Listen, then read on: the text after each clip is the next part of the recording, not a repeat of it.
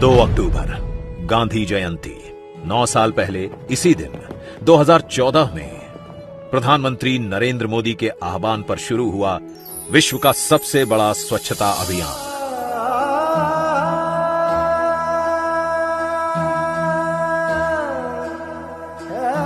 जिसे कदम से कदम जोड़कर सबने बनाया एक जन आंदोलन और स्वच्छता बना राष्ट्रीय स्वभाव। इसी कड़ी में आइए इस वर्ष पूज्य महात्मा गांधी जी को उनकी जयंती पर स्वच्छ भारत की स्वच्छांजलि देते हैं। 1 अक्टूबर को एक साथ सुबह 10 बजे कम से कम 1 घंटे का स्वच्छता के लिए श्रमदान करें।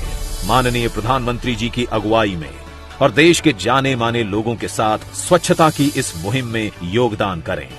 तो चलिए एक साथ मिलकर करते हैं साफ अपने गली और मोहल्ले को।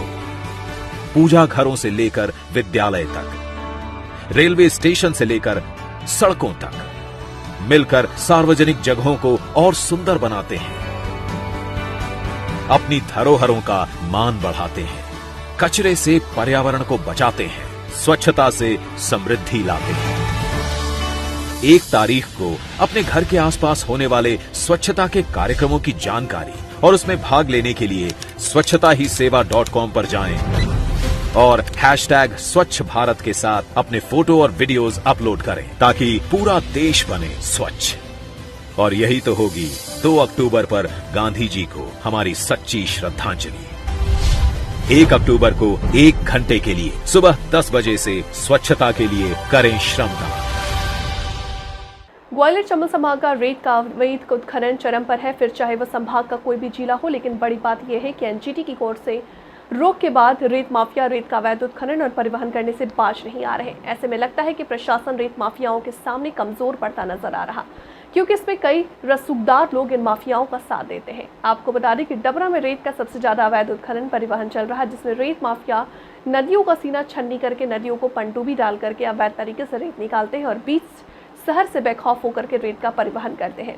ऐसे में डबरा प्रशासन रेत माफियाओं के सामने कमजोर दिखाई दे रहे हैं। ऐसे में पुलिस प्रशासन और माइनिंग विभाग और रेत माफियाओं के बीच कहीं न कहीं साफ तौर पर संदिग्धता नजर आ रही है। प्रशासन और माइनिंग विभाग द्वारा इन पर कोई कार्रवाई नहीं करता है, इन पर कोई कठोर कार्रवाई नहीं की जाती और ना तो कई बार मीडिया द्वारा लगातार ये खबरें प्रकाशित की जाती हैं, वरिष्ठ अधिकारियों को भी अवगत कराया जाता है, उसके बाद भी प्रशासन हाथ पर हाथ धरे बैठा है। अभी एनजीटी की रोक के बाद रेत का भी अवैध उत्खनन हो रहा है। सर पुलिस क्या कर रही है? सर पुलिस को जानकारी भी है, प्रशासन पूरी बात जानता है, फिर उसके बाद भी कोई कार्रवाई इन पर नहीं की जा रही है, क्यों?